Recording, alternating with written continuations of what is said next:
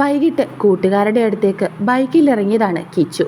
പെട്ടെന്നാണ് ഒരു പെൺകുട്ടി ബൈക്കിന്റെ മുൻപിലേക്ക് എടുത്തു ചാടിയത്. അവൻ പെട്ടെന്ന് ബ്രേക്ക് പിടിച്ചു നിർത്തി. എവിടെ നോക്കിയടി നടക്കുന്നേ? അവൻ ദേഷ്യത്തോടെ പറഞ്ഞുകൊണ്ട് വണ്ടിയിൽ നിന്നും ഇറങ്ങി. ഞാൻ അത് അവൾ പുറകിലേക്ക് കൈ ചൂണ്ടിക്കൊണ്ട് പറഞ്ഞതും അവൾ ചൂണ്ടിയിടത്തേക്ക് നോക്കി. ഒരു കാർ മാറ്റി നിർത്തിയിട്ടിരിക്കുകയാണ്. 2-3 ചെറുപ്പക്കാർ കാറിൽ ഇരിപ്പുണ്ട്. അവരെ രൂക്ഷമായിട്ടൊന്ന് നോക്കിയതും അവർ പെട്ടെന്ന് തന്നെ കാർ തിരിച്ച് അവിടെ നിന്നും മടങ്ങിപ്പോയി. അവളെ നോക്കി പേടിച്ച് നിൽക്കുകയാണ്. ഒരു റോസ് കളർ ടോപ്പും ബ്ലാക്ക് പാൻറ്റും ഷോളുമാണ് വേഷം. സ്കൂൾ ബാഗ് തോളിൽ കിടപ്പുണ്ട്. മുടി പൊക്കി കെട്ടിയിട്ടുണ്ട്. കാതിലൊരു സ്റ്റഡിൻ്റെ കമ്മലുണ്ട്. കഴുത്തിലൊരു സിമ്പിൾ ഹാർട്ട് ലോക്കറ്റ് ചെയിൻ കിടപ്പുണ്ട്. ഒരു കയ്യിൽ വാച്ച് കെട്ടിയിട്ടുണ്ട്. മറുകൈ ഒഴിച്ചിട്ടിരിക്കുകയാണ്. നീ എവിടെയാ പഠിക്കുന്നേ? അവൻ സംശയത്തോടെ ചോദിച്ചു. ഞാൻ സെൻറ്റ് ആൻ്റണീസ് കോളേജിൽ. ആരാ അവരൊക്കെ? അറിയില്ല. ബസ് ഇറങ്ങിയപ്പോൾ തൊട്ട് പിന്നാലെയുണ്ട്. ഞാൻ പേടിച്ചു പോയി. പെട്ടെന്ന് ക്രോസ് ചെയ്യാൻ നേരം വണ്ടി കണ്ടില്ല. എവിടെയാ നിൻ്റെ വീട്? ഇവിടെ അടുത്താ. ആ 2 വളവ് കഴിഞ്ഞിട്ട്. അവൾ കൈ ചൂണ്ടിക്കൊണ്ട് പറഞ്ഞു. വാ, ഞാൻ കൊണ്ടാക്കാം. വേണ്ട, ഞാൻ പൊയ്ക്കോളാം. എന്തായാലും ഒറ്റയ്ക്ക് പോകണ്ട, നീ നടന്നോ, ഞാൻ പുറകെ ബൈക്കിൽ വരാം. അവൻ പറഞ്ഞത് കേട്ടപ്പോൾ അവൾക്കത് നല്ലതാണെന്ന് തോന്നി. അവൾ നടന്നതും അവൻ ബൈക്കിൽ അവളുടെ പുറകെ പോയി.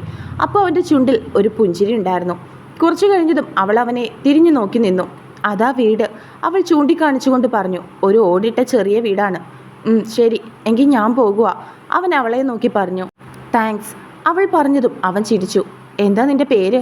അവൻ സംശയത്തോടെ ചോദിച്ചു. ലക്ഷ്മി പ്രസാദ്, അവൾ ചിരിയോടെ പറഞ്ഞു. അവൻ അവളെ നോക്കി ചിരിച്ചുകൊണ്ട് ബൈക്ക് തിരിച്ചു. അവൻ പോകുന്നത് വരെ അവൾ അവിടെ തന്നെ നിന്നു. കണ്ണാടിയിൽ കൂടി അത് കണ്ട അവനും പുഞ്ചിരിച്ചിരുന്നു. അന്നൊരു ഞായറാഴ്ചയായിരുന്നു. റിച്ചിയും പൊന്നുവും ആളുമോളും കൂടി ഗൗരിയുടെ വീട്ടിലേക്ക് പോകാൻ ഒരുങ്ങി. അധികം വൈകാതെ തന്നെ റിച്ചിയുടെ കാർ ഗൗരിയുടെ വീട്ടിലേക്ക് വന്നു നിന്നു. വാ മരിയ, അകത്തേക്ക് വാ, അവരെ കണ്ട ഗൗരി ഇറങ്ങി വന്നുകൊണ്ട് പറഞ്ഞു. അപ്പോൾ ഞങ്ങളെ വേണ്ടായോ? അവളുടെ പുറകിലായി മാളുവിനെ എടുത്തുകൊണ്ട് നിൽക്കുന്ന റിച്ചി അവളെ നോക്കി ചോദിച്ചു. അച്ചോടാ, ആരാ ഇത്? എൻ്റെ മാളുമോള് വന്നേ, ആൻറ്റി ചോദിക്കട്ടെ. അതും പറഞ്ഞവൾ റിച്ചിയുടെ കയ്യിൽ നിന്നും മാളുവിനെ എടുത്ത് അവനെയും വിളിച്ചുകൊണ്ട് അകത്തേക്ക് കയറി. ശിവ എവിടെയടി? ഇന്ന് ഡ്യൂട്ടി ഉണ്ടോ? റിച്ചി അകത്തേക്ക് കയറുന്നതിനിടയിൽ ചോദിച്ചു. ഇല്ലടാ, ഏട്ടൻ നിങ്ങളിന്ന് വരുമെന്ന് പറഞ്ഞ് സാധനം വാങ്ങാനൊക്കെ ഇപ്പോൾ പോയതേ ഉള്ളൂ. എവിടെ എൻ്റെ ശിഷ്യൻ? എഴുന്നേറ്റില്ലേ? ഉവ്, നിങ്ങൾ വരുമെന്ന് ഇന്നലെ രാത്രി പറഞ്ഞായിരുന്നു. അതുകൊണ്ട് രാവിലെ എഴുന്നേറ്റു. ഏട്ടൻ പോകാൻ നിന്നപ്പോൾ അവനും വാശി, അവനും കൂടി പോകണമെന്ന്. അങ്ങനെ ഏട്ടൻ്റെ കൂടെ സാധനം വാങ്ങാൻ പോയേക്കുവാ. അവൾ ചിരിച്ചുകൊണ്ട് പറഞ്ഞു. നിങ്ങൾക്ക് എന്താ കുടിക്കാൻ എടുക്കണ്ടേ? ഒന്നും വേണ്ടടി, ഞങ്ങൾ ചായ കുടിച്ചിട്ട് ഇറങ്ങിയത്. നീ രാവിലെ വരണമെന്ന് പറഞ്ഞ് വിളിച്ചതുകൊണ്ടാ, ഇല്ലെങ്കിൽ 10 മണിയൊക്കെ കഴിഞ്ഞ് ഇറങ്ങുള്ളായിരുന്നു. ഞാൻ കരുതി അത്രയും നേരം കൂടി നിങ്ങൾ ഉണ്ടാവുമല്ലോ എന്ന്. അതാ രാവിലെ തന്നെ ഇറങ്ങാൻ പറഞ്ഞത്. മരിയ എന്താ ഒന്നും മിണ്ടാതിരിക്കുന്നേ? മുഖമൊക്കെ വല്ലാതിരിക്കുന്നുണ്ടല്ലോ. ഉറങ്ങിയില്ലേ ഇന്നലെ? ഗൗരി അവളെ നോക്കി ചോദിച്ചു. ഒന്നുമില്ല ചേച്ചി, അവൾ പറഞ്ഞു. അതല്ലല്ലോ, എന്തോ ഉണ്ടല്ലോ. എന്താ റിച്ചി, നീ വഴക്കു പറഞ്ഞോ? ഗൗരി റിച്ചിയെ നോക്കി ചോദിച്ചു. നീ പറ ഗൗരി, മാളുവിന് ഇപ്പോൾ 1 വയസ്സ് കഴിഞ്ഞു. ഇനി ഇവൾക്ക് പഠിക്കുന്നതിന് എന്തെങ്കിലും പ്രശ്നമുണ്ടോ? റിച്ചി ഗൗരവത്തോടെ അവളോട് ചോദിച്ചു. മോളെ നോക്കാൻ ആരെങ്കിലും ഉണ്ടെങ്കിൽ പിന്നെ പഠിക്കുന്നത് കൊണ്ട് എന്താ പ്രശ്നം? ഇത്രേ ഞാനും പറഞ്ഞുള്ളൂ. അവളോട് ഞാൻ IELTS എഴുതാൻ പറഞ്ഞു. ഞാനും കൂടി വരാം, മോളെ മമ്മി നോക്കിക്കോളൂ എന്നും പറഞ്ഞു. അതവൾക്ക് വയ്യ. മോളെ ഒറ്റയ്ക്കാക്കി പോകാൻ അവൾക്ക് പറ്റില്ല. ഓക്കെ, അതിന് ഞാൻ ഒന്നും പറഞ്ഞില്ല. ഇവിടുന്നെങ്കിൽ പ്രൈവറ്റായിട്ട് MBA ചെയ്യാൻ ഞാൻ ഇന്ന് ഇവളോട് പറഞ്ഞു. അപ്പോൾ പറയാ മോൾക്ക് 2 വയസ്സ് കഴിയട്ടെ എന്ന്. പണ്ട് പഠിക്കണം, ജോലി വേണം എന്നൊക്കെ പറഞ്ഞ് നിന്നവളാ. കുഞ്ഞായപ്പോൾ അവൾക്ക് പഠിത്തവും വേണ്ട, ജോലിയും വേണ്ട. റിച്ചി അവളെ നോക്കി ദേഷ്യത്തോടെ പറഞ്ഞു. പഠിക്കത്തില്ലെന്ന് ഞാൻ പറഞ്ഞില്ലല്ലോ, അവൾ കുനിഞ്ഞിരുന്നു കൊണ്ട് പറഞ്ഞു. പിന്നെന്താ നീ പറഞ്ഞതിൻ്റെ അർത്ഥം? എത്ര പെൺപിള്ളേർ കുഞ്ഞിനെ ആരെങ്കിലും ഒന്ന് നോക്കിയിരുന്നെങ്കിൽ എന്ന് വിചാരിച്ച് പഠിക്കാൻ ആഗ്രഹിച്ചിരിക്കുന്നുണ്ടെന്ന് നിനക്കറിയോ? മറ്റു ചിലർ ഭർത്താവിൻ്റെ വീട്ടിൽ നിന്ന് ഭർത്താവിൻ്റെ അമ്മായിമ്മയുടെയും പ്രശ്നങ്ങൾക്കിടയിൽ കഷ്ടപ്പെട്ട് പഠിച്ച് ജോലി വാങ്ങുന്നവരുണ്ട്. എൻ്റെ വീട്ടിൽ ഇവൾക്ക് എന്തിൻ്റെ കുറവുള്ളത്? മമ്മി നോക്കിക്കോളും ഇവളെ പൊന്നുപോലെ. അവൾക്ക് വീട്ടിലിരുന്ന് പഠിച്ച് പരീക്ഷ എഴുതിയാൽ മതി. എന്നിട്ട് അതും വയ്യ. പോട്ടെ റിച്ചി, സാരമില്ല, ഞാൻ സംസാരിക്കാം പൊന്നുവിനോട്. നീ ഇങ്ങനെ ദേഷ്യപ്പെട്ട് സംസാരിച്ചു എങ്ങനെയാ റിച്ചി? അവളുടെ ഭാഗ്യം കൂടി നീ കേൾക്ക്. എന്ത് കേൾക്കാനാ? ഇന്ന് രാവിലെ ഇങ്ങോട്ട് വരാൻ ഇറങ്ങിയപ്പോൾ തൊട്ട് ഇതിൻ്റെ പേര് ഞാനും ഇവളും വഴക്കാം. പറഞ്ഞാൽ മനസ്സിലാവില്ലെങ്കിൽ പിന്നെ ഞാനെന്ത് ചെയ്യാനാ? കുറച്ച് സ്വാതന്ത്ര്യം കൊടുത്തുപോയി, അതിൻ്റെ ആയി വാശി കൊണ്ട് അവിടെ ഇരിക്കട്ടെ. റിച്ചി പൊന്നുവിനെ നോക്കി കലിപ്പിച്ചുകൊണ്ട് പറഞ്ഞു. റിച്ചി മതി, നല്ലൊരു ദിവസമായിട്ട് നിങ്ങൾ തമ്മിലിങ്ങനെ വഴക്കാണെന്ന് അറിഞ്ഞിരുന്നെങ്കിൽ ഞാൻ വരാൻ പറയില്ലായിരുന്നു. ഇതിപ്പോൾ ഒരു സന്തോഷവും ഇല്ലല്ലോ. ഗൗരി അവരെ നോക്കി പറഞ്ഞു. പൊന്നു ആണെങ്കിൽ കണ്ണുകൾ നിറച്ച് കുനിഞ്ഞു തന്നെ ഇരിക്കുകയായിരുന്നു. മരിയ, എന്താ പഠിക്കാൻ മടി കാണിക്കുന്നേ? മോൾക്കിപ്പോൾ 1 വയസ്സ് കഴിഞ്ഞില്ലേ? പിന്നെ ഇവൻ്റെ മമ്മിയും പപ്പയൊക്കെ ഉണ്ടല്ലോ നോക്കാൻ. കുറച്ചു നേരം ഇരുന്നാൽ പോരെ, ക്ലാസ്സിലൊന്നും പോകണ്ടല്ലോ, എക്സാം മാത്രം എഴുതാൻ പോയാൽ മതി. പിന്നെന്താ പ്രശ്നം? ഗൗരി പൊന്നുവിൻ്റെ അടുത്തേക്ക് വന്നിരുന്നു കൊണ്ട് ചോദിച്ചു. ഞാൻ പഠിച്ചോളാം ചേച്ചി, അവൾ ഗൗരിയെ നോക്കി പറഞ്ഞു.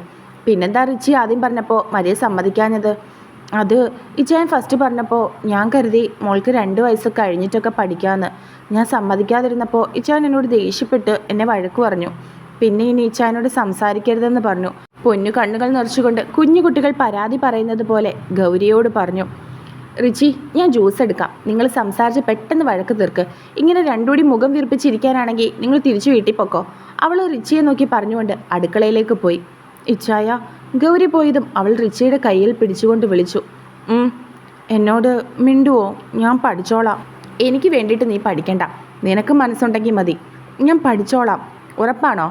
ഉറപ്പാ. ഇനി എന്നോട് മിണ്ടുവോ? മിണ്ടാം. എങ്കിൽ എനിക്കൊരു ഉമ്മതാ. അതെന്തിനാ? എന്നോട് പിണക്കമുണ്ടോയെന്നറിയാൻ. അവൾ പറഞ്ഞതും അവൻ ചിരിച്ചുകൊണ്ട് അവളുടെ കവളിൽ ഉമ്മ വെച്ചു. പാ. പൊന്നുവിനെ റിച്ചി ഉമ്മ കൊടുത്തതും മാളു അവളുടെ കവളിൽ തൊട്ടുകൊണ്ട് പറഞ്ഞു. അപ്പയുടെ മോൾക്കും അപ്പ തരാലോ. അവൻ പറഞ്ഞുകൊണ്ട് അവൾ തൊട്ട കവളിൽ ഉമ്മ കൊടുത്തു. അവൾ കുലുങ്ങി ചിരിച്ചു. അവൾ ചിരിക്കുന്നത് കണ്ട് പൊന്നും റിച്ചിയും ചിരിച്ചു. ഇത് നേരത്തെ ചെയ്താൽ പോരായിരുന്നോ? എന്തിനാ രാവിലെ എന്നെ ദേഷ്യം പിടിപ്പിക്കാൻ എന്നത്? അത് ഞാൻ കരുതി മോൾ കുറച്ചും കൂടി വളർന്നിട്ട് അമ്മയെ വെറുതെ ബുദ്ധിമുട്ടിക്കണ്ടല്ലോ. അവളുടെ വാശിയും ദേഷ്യവും ഇച്ചാൻ അറിയാവുന്നതല്ലേ.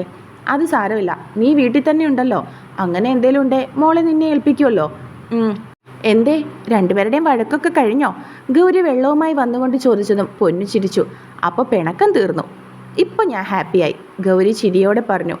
അപ്പോഴേക്കും ശിവയും ആദിയും കാറിൽ വന്നിരുന്നു. അമ്മ, ആദി വിളിച്ചുകൊണ്ട് അകത്തേക്ക് കയറി. ദേ നിന്റെ ശിഷ്യനെത്തി, ഗൗരി ചിരിയോടെ പറഞ്ഞു. ഡാ ആദി. റിച്ചി വിളിച്ചതും അവൻ ശബ്ദം കേട്ട സൈഡിലേക്ക് നോക്കി. റിച്ചിയെ കണ്ടതും അവൻ റിച്ചിയുടെ അടുത്തേക്ക് ചെന്നു. അങ്കിൾ. അവൻ വിളിച്ചുകൊണ്ട് ചെന്നതും റിച്ചിയുടെ മടിയിലിരിക്കുന്ന മാളുമോളെ അവൻ നോക്കി. നിന്റെ വാവയാ, എങ്ങനെയുണ്ട്? റിച്ചി ചോദിച്ചു. കൊല്ലാം, സൂപ്പറാ, അവൻ റിച്ചിയെ നോക്കിക്കൊണ്ട് പറഞ്ഞു. സുന്ദരിയാണോ വാവ? സുന്ദരിയാ. എനിക്ക് തരുമോ അങ്കിളേ ഇവലെ? അവൻ അവളുടെ കവളിൽ തലോടിക്കൊണ്ട് ചോദിച്ചു. ആ ബെസ്റ്റ്. ഡാഡാ, ഇപ്പോഴേ എനിക്ക് ചീത്തപ്പേര് കേൾപ്പിക്കാനിരിക്കണോ നീ? അങ്ങോട്ടേക്ക് കയറി വന്ന ശിവ അവനെ നോക്കി പറഞ്ഞു. ഗൗരി ചെന്നവൻ്റെ കയ്യിലുള്ള സാധനങ്ങളൊക്കെ വാങ്ങിച്ചു. ഒരുപാട് നേരമായോ റിച്ചി വന്നിട്ട്? ആ ശിവ, കുറച്ചു നേരമായി. മരിയ വാ, നമുക്ക് അങ്ങോട്ടിരിക്കാം. ഗൗരി പൊന്നുവിനെ നോക്കിക്കൊണ്ട് പറഞ്ഞതും പൊന്നു അവളുടെ കൂടെ അടുക്കളയിലേക്ക് പോയി. അങ്കിൾ, വാവയെ ഇവിടെ ഇരുത്ത്, അവൻ അവൻ്റെ മടിയിലേക്ക് ചൂണ്ടിക്കൊണ്ട് പറഞ്ഞു. വേണ്ട വേണ്ട, നീ മോളെ വീഴ്ത്തിയാലോ? ശിവ ആവലാതിയോടെ പറഞ്ഞു. ഇല്ല, വീഴില്ല, ഞാൻ പിടിച്ചോളാം, അവൻ പറഞ്ഞു. സാരമില്ലടാ, ഞാൻ പിടിച്ചോളാം, അവൻ്റെ ആഗ്രഹമല്ലേ. അതും പറഞ്ഞ് റിച്ചി മാളുവിനെ എടുത്ത് അവൻ്റെ മടിയിലേക്കിരുത്തി. മാളു അവനെ അള്ളിപ്പിടിച്ചു. പേടിക്കണ്ട വാവേ, ഞാൻ പിടിച്ചോളാം നിന്നെ, അവൻ അവളെ നോക്കിക്കൊണ്ട് പറഞ്ഞു. വാവയുടെ പേരെന്താങ്കിളേ? അവൻ റിച്ചിയെ നോക്കി ചോദിച്ചു. മാളു. റിച്ചി അവന് പറഞ്ഞു കൊടുത്തു. മാലു, അവൻ വിളിച്ചു. എടാ മാലു അല്ല, മാളു. ശിവ അവനെ കളിയാക്കി. മാലു, അവൻ വീണ്ടും വിളിച്ചു. ഇവൻ ഇപ്പോഴും തിരിയത്തില്ലേടാ. ചില വാക്കുകളൊക്കെ. അവൻ്റെ മടിയിലിരുന്നു കൊണ്ട് മാളു റിച്ചിയെ നോക്കി. നിന്റെ ചേട്ടനാ, വിളിച്ചേ, ചേട്ടാന്ന് വിളിച്ചേ. റിച്ചി മാളുവിനെ നോക്കി പറഞ്ഞു. ച, അവൾ വിളിച്ചു. ച അല്ല, ചേട്ടൻ, റിച്ചി വീണ്ടും പറഞ്ഞു. ച, അവൾ പറഞ്ഞതും അവൻ ചിരിച്ചു. ഡാ, കൊച്ചിനൊരു ഉമ്മ കൊടുക്ക്, ശിവ ആദിയോട് പറഞ്ഞു. അവനവളുടെ കവളിൽ ഉമ്മ വെച്ചതും അവൾ കൈപൊത്തി ചിരിച്ചു. റിച്ചി അവളെ ആദിയുടെ മടിയിൽ നിന്നും താഴേക്കിരുത്തി. ആദി അവൻ്റെ എല്ലാ കളിപ്പാട്ടങ്ങളും അവൾക്ക് കൊണ്ടു കൊടുത്തു. ഹോ, എനിക്കിനി ചത്താ മതി, ശിവ അത് കണ്ട് പറഞ്ഞു. അതെന്താടാ അങ്ങനെ പറഞ്ഞത്? അവൻ്റെ കളിപ്പാട്ടങ്ങൾ ഞങ്ങൾ പോലും എടുക്കുന്നത് അവന് ഇഷ്ടമല്ല. കണ്ടില്ലേ എല്ലാം കൊണ്ട് അവൾക്ക് കൊടുക്കുന്നേ. അത് കേട്ട് റിച്ചി ചിരിച്ചു. റിച്ചി, പറയുന്നത് കൊണ്ടൊന്നും തോന്നരുത്, എൻ്റെ മോനായതുകൊണ്ട് പറയുവല്ല. ഇവനെ നീ സൂക്ഷിക്കുന്നത് എന്തുകൊണ്ടും നല്ലതായിരിക്കും, ശിവ അവനെ നോക്കി പറഞ്ഞതും റിച്ചി പുഞ്ചിരിച്ചു. ആദിയും ആളും അപ്പോഴും അതൊന്നും അറിയാതെ അവരുടേതായ നിഷ്കളങ്കമായ ലോകത്തായിരുന്നു. എടാ ശിവ, ആദി ഇപ്പോൾ എങ്ങനെയുണ്ട്? സ്കൂളിൽ കുരുത്തക്കേട് തന്നെയാണോ? ഹോ, ഒന്നും പറയണ്ടടാ, മിനിഞ്ഞാന്ന് വഴക്കുണ്ടായി. ഏതോ ചെറുക്കനെ തള്ളിയിട്ട് അതിൻ്റെ വീട്ടുകാർ വന്ന് ഇന്നലെ ബഹളവും വഴക്കുമായിരുന്നു. അവൻ്റെ കൈയുടെ തൊലിയൊക്കെ പോയി പോലും, നെറ്റിയും കുറച്ച് മുറിഞ്ഞു. ഒരു കണക്കിനാ പറഞ്ഞൊതുക്കിയത്. അതെന്തായിരുന്നു കാരണം? റിച്ചി സംശയത്തോടെ ചോദിച്ചു. ആ, ഇവരെന്തോ കളിച്ചപ്പോൾ അവൻ കള്ളക്കളി കളിച്ചെന്നോ എന്തൊക്കെയോ പറയുന്നു. ഇവൻ വളർന്നു കഴിഞ്ഞാൽ എന്താകുമെന്ന് എനിക്കൊരു പിടിയുമില്ല റിച്ചി. എന്നിട്ട് നീ ഇവനെ വഴക്കു പറഞ്ഞോ? എവിടുന്നാ? ഞാനൊന്നും പറയാറില്ല. അവൻ കരഞ്ഞാൽ വേദനിക്കുന്നത് എനിക്കാടാ. അതിന് ഞാനോളും വഴക്കാ. അവൾ പറയുന്നേ എന്നെ പേടിയില്ലാത്തത് കൊണ്ടാ ഇവൻ വഴക്കുണ്ടാക്കുന്നതെന്നാ. ഞാൻ എന്ത് ചെയ്യാനാ? തല്ലാൻ പറ്റുമോ? എനിക്ക് പറ്റില്ല റിച്ചി. എന്നിട്ടും ഇന്നലെ അവൾ വന്നപ്പോൾ കൈകൊണ്ട് തല്ലി. അതിന് ഇവിടുത്തെ 3 പ്ലേറ്റാണ് ഇവൻ രാത്രി പൊട്ടിച്ചത്. പിന്നെ ആഹാരം കഴിക്കാതെ പോയി ഇരിക്കുകയായിരുന്നു. അവസാനം ഞാൻ പറഞ്ഞു, നാളെ നിങ്ങളൊക്കെ വരും, ഫുഡ് കഴിച്ചില്ലെങ്കിൽ വാവയെ കൊണ്ടുവരണ്ടെന്ന് പറയുമെന്നൊക്കെ. അത് പറഞ്ഞപ്പോൾ വന്ന് ഫുഡ് കഴിച്ചു. ഇവൻ ഇത്രയും ദേഷ്യം എവിടെ നിന്നാടാ കിട്ടിയേ? എനിക്കറിയില്ലടാ. എന്തായാലും ഇവനെ ഒതുക്കാൻ എനിക്കും അവൾക്കും പറ്റില്ല.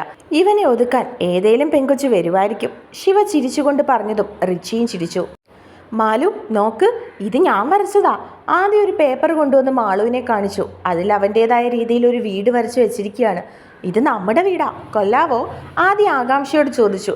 മാളു അതിലൊന്ന് വിരലൊടിച്ചു. പിന്നെ അവനെ നോക്കി ചിരിച്ചു. ആദ്യം അവളുടെ കവളിൽ ഉമ്മ വെച്ചു. റിച്ചിയും ശിവയും അവരെ തന്നെ നോക്കിക്കൊണ്ടിരിക്കുകയായിരുന്നു. റിച്ചി, ഞാൻ നേരത്തെ പറഞ്ഞത് നീ മനസ്സിൽ വെച്ചോ? ഇവൻ്റെ പോക്കത്ര ശരിയല്ല, ശിവ റിച്ചിയെ നോക്കിക്കൊണ്ട് പറഞ്ഞു. റിച്ചി സംശയത്തോടെ അവനെ നോക്കി. ഇവൻ നിനക്ക് പണിയാകും റിച്ചി. അവൻ്റെ നോട്ടം കണ്ട് ശിവ പറഞ്ഞു. പോടാ, അവർക്ക് എന്തറിയാം? അവർ നിഷ്കളങ്കമായി സംസാരിക്കുമല്ലേ. ഊവ് എടാ, ഇന്ന് നമുക്ക് പോലും അറിയാത്ത കാര്യങ്ങൾ ആ പിള്ളേർക്കറിയാവുന്നത്. അതുകൊണ്ട് അതൊന്നും നീ പറയണ്ട. ഇവൻ എനിക്ക് നല്ല ബലമായ സംശയം ഇല്ലാതില്ല. അല്ല, ആരോടാ ഞാനീ പറയുന്നേ? പണ്ട് നിന്റെ ഭാര്യ അറിയാത്ത പ്രായത്തിൽ ചോദിച്ച ചോദ്യത്തിനല്ലേ നീ അവളെ കെട്ടിയപ്പോൾ ഒരു കൊച്ചിനെ കൊടുത്തിരിക്കുന്നത്? ആ നിന്നോടാ ഞാൻ ഇതൊക്കെ പറയുന്നത്. ശിവ റിച്ചിയെ നോക്കിക്കൊണ്ട് പറഞ്ഞതും റിച്ചി നല്ലോണം ഇളിച്ചു കാണിച്ചു. എല്ലാം അറിയാമല്ലേ? റിച്ചി വളിച്ച ചിരിയോടെ പറഞ്ഞു. അവള് പറഞ്ഞിട്ടുണ്ടെല്ലാം, ശിവ അവനെ നോക്കി പറഞ്ഞു. അപ്പോഴേക്കും ഗൗരിയും പൊന്നും അവരുടെ അടുത്തേക്ക് വന്നു. അവരെല്ലാം രാവിലത്തെ ഫുഡ് കഴിക്കാൻ വിളിച്ചു. മാലുവിന് ഞാൻ വാരിക്കൊടുക്കാം അങ്കിളെ. റിച്ചി മാളുവിന് വാരിക്കൊടുക്കുന്നത് കണ്ട് അവൻ പറഞ്ഞു. വേണ്ട വേണ്ട, നീ മോളുടെ ഡ്രസ്സിലൊക്കെ ആക്കും, മിണ്ടാതിരുന്ന് കഴിച്ചാൽ മതി. ഗൗരി ദേഷ്യത്തോടെ പറഞ്ഞു. ഇല്ല, ഞാൻ വാരിക്കൊടുക്കും, അവൻ വാശിയോടെ പറഞ്ഞു. ഗൗരി, അവനെ വാശി പിടിപ്പിക്കണ്ട, ഒരു വട്ടം അവൻ വാരിക്കൊടുക്കട്ടെ, ശിവ ഗൗരിയെ നോക്കി പറഞ്ഞു. റിച്ചി ആഹാരം ഞെവിടി അവൻ്റെ കയ്യിൽ വെച്ച് കൊടുത്തതും അവനത് അവൾക്ക് നേരെ നീട്ടി. അവൾ സംശയത്തോടെ റിച്ചിയെ നോക്കി. കഴിച്ചോ? അവൻ അവളെ നോക്കി പറഞ്ഞതും അവൾ വാ തുറന്നു. അവൻ വാരിക്കൊടുത്തത് കഴിച്ചപ്പോൾ ആദിക്ക് സന്തോഷമായി. വൈകിട്ട് വീട്ടിലേക്ക് ഇറങ്ങാൻ നിൽക്കുകയാണ് റിച്ചിയും പൊന്നും മാളു. ആദി പോയിട്ട് വരട്ടെ, റിച്ചി ആദ്യം നോക്കി പറഞ്ഞു. ഇനിയും വരണേ അങ്കിളെ, അവൻ പറഞ്ഞു. വരാട്ടോ. ശരിയടാ, ഡി പോകുവാണേ. റിച്ചി ശിവയെയും ഗൗരിയെയും നോക്കി യാത്ര പറഞ്ഞു. ചേച്ചി ചേട്ടാ പോയിട്ട് വരാം, പൊന്നും പറഞ്ഞു. ശരി, ചെന്നിട്ട് വിളിക്കണേ, ശിവ പറഞ്ഞതും അവർ കാറിലേക്ക് കയറി. അങ്കിളെ, ആദ്യം വിളിച്ചതും റിച്ചി കാർ സ്റ്റാർട്ട് ചെയ്യുന്നത് നിർത്തി. അവൻ്റെ കയ്യിലുണ്ടായിരുന്ന ഒരു സ്പൈഡർമാൻ്റെ കളിപ്പാട്ടം കൊണ്ട് മാളുവിന് കൊടുത്തു. ഇതെന്താ മോനെ? പൊന്നു സംശയത്തോടെ ചോദിച്ചു. ഇത് മാലുവിന് ആൻറ്റി. മാലു, നീ ഇതെടുത്തോ. ആദ്യം അവൾക്ക് കൊടുത്തതും പൊന്നു ചിരിച്ചുകൊണ്ട് അത് വാങ്ങി മാളുവിൻ്റെ കയ്യിൽ കൊടുത്തു. എടി, മിക്കവാറും കുറച്ച് വർഷങ്ങൾ കഴിയുമ്പോൾ ദോ ആ കാറിൽ കളിപ്പാട്ടം കൊണ്ട് കളിച്ചുകൊണ്ടിരിക്കുന്നവളെ പെണ്ണാലോചിച്ച് നമ്മൾ അവരുടെ വീട്ടിലേക്ക് പോകേണ്ടി വരും, ശിവ ഗൗരിയുടെ അടുത്ത് പറഞ്ഞതും അവൾ നെറ്റിച്ചുളിച്ചുകൊണ്ട് അവനെ നോക്കി. നമ്മുടെ മോൻ്റെ ചാട്ടം കണ്ടിട്ട് എനിക്ക് അങ്ങനെയൊക്കെ തോന്നുന്നുണ്ട്. ഒന്നും മിണ്ടാതിരി മനുഷ്യ, അവർ കുഞ്ഞുങ്ങളാ. അവന് കൂട്ടിന് ആരും ഇല്ലാത്തതുകൊണ്ട് അവളെ കണ്ടപ്പോൾ തോന്നിയൊരു ഇഷ്ടമായിരിക്കും, അല്ലാതെ വേറെ അർത്ഥങ്ങളൊന്നും നിങ്ങളിനി കണ്ടുപിടിക്കാൻ നിൽക്കണ്ട.